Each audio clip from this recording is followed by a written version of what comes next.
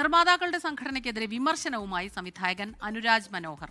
Producers association പുറത്തുവിട്ട കണക്ക് തെറ്റ് എന്നാണ് പ്രതികരണം. താൻ സംവിധാനം ചെയ്ത നരിവേട്ട ലാഭം നേടിയ സിനിമയാണ്.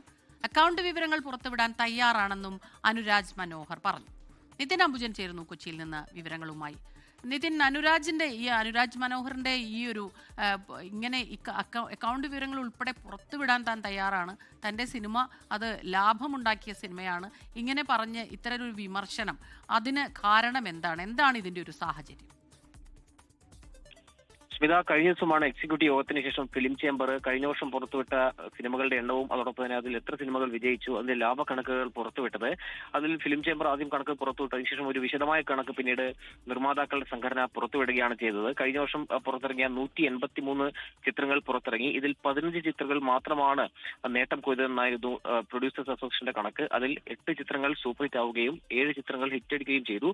പക്ഷേ 2025 ഈ വർഷം അവസാനിക്കാൻ പോകുമ്പോൾ 360 കോടിയുടെ നഷ്ടം നേരിട്ടു എന്നാണ് പ്രൊഡ്യൂസർ അസോസിയേഷൻ കഴിഞ്ഞ ദിവസം ചില വിവരങ്ങൾ പുറത്തുവിട്ടത്. ഇതിനെതിരെയാണ് നരിവേട്ട സിനിമയുടെ സംവിധായകൻ അനുരാജ് മനോഹർ രംഗത്ത് വന്നിരിക്കുന്നത്.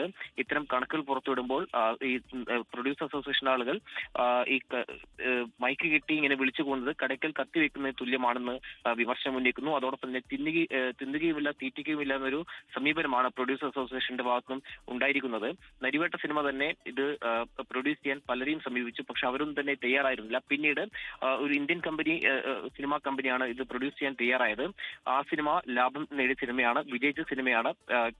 പ്രൊഡ്യൂസർ അസോസിയേഷൻ പുറത്തുവിട്ട കണക്ക് തെറ്റാണെന്ന് അനുരാജ് മനോഹർ വ്യക്തമാക്കുന്നു. അതിന്റെ അക്കൗണ്ട് വിവരങ്ങൾ, ലാഭം നേടിയ സിനിമയുടെ അക്കൗണ്ട് വിവരങ്ങൾ പുറത്തുവിടാൻ തയ്യാറാണെന്നാണ് അനുരാജ് മനോഹർ വ്യക്തമാക്കുന്നത്. ഈ പോസ്റ്റ് അവസാനിക്കുന്നത് ഇപ്രകാരമാണ്: അധ്വാനങ്ങളെ കണ്ടിൽ നടിച്ചോളൂ, ചവിട്ടി മെതിക്കരുതെന്നാണ് പ്രൊഡ്യൂസർ അസോസിയേഷന്റെ ഈ കണക്ക് പുറത്തുവിട്ടുമായി ബന്ധപ്പെട്ട് ചില വിമർശനങ്ങളോട് ഉന്നയിച്ചിരിക്കുന്നത്. നരിവേട്ട ലാഭമുണ്ടാക്കിയ സിനിമയാണെന്ന് സംവിധായകൻ അനുരാജ് മനോഹർ. തെറ്റായ കണക്ക് വിവരങ്ങൾ ഇങ്ങനെ പുറത്തുവിടരുത്.